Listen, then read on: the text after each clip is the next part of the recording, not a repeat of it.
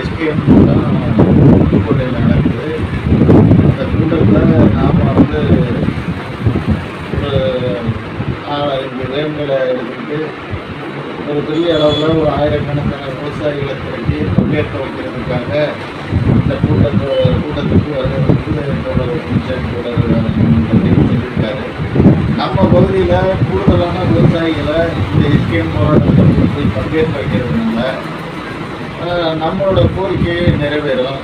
என்ன சொல்லியிருக்காருன்னா, ஒரு ஆயிரக்கணக்கான விவசாயிகள் வந்து 3 வேளாண் சட்டங்கள் அமல்படுத்துறதுக்காக முயற்சி பண்ணப்ப அங்கே 700க்கும் மேற்பட்ட விவசாயிகள் செத்து மடித்தாங்க.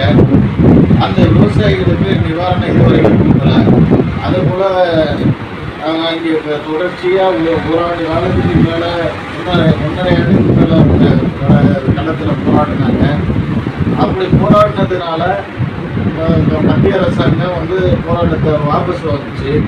அப்படி வாபஸ் வாங்க வச்சது நம்ம ஐக்கிய, அதாவது எஸ்கேஎம் விவசாயத்துக்கு கிடைச்ச மிகப்பெரிய வெற்றி.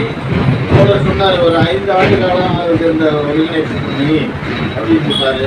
இந்த ஒருங்கிணைப்பை நம்ம அரசாங்கிலையும் நம்ம தீவிரமாக ஒருங்கிணைச்சு இந்த எஸ்கேஎம் போராட்டத்தை தொடர்ச்சியாக நம்ம கொண்டு போனோம்னா தான், அங்கே ஒரு ஆயிரக்கணக்கான விவசாயிகளை திரட்டினோம்னா தான் நம்ம கோரிக்கைகள் நிறைவேற்றுறதுக்கான வாய்ப்புகள் இருக்கும்.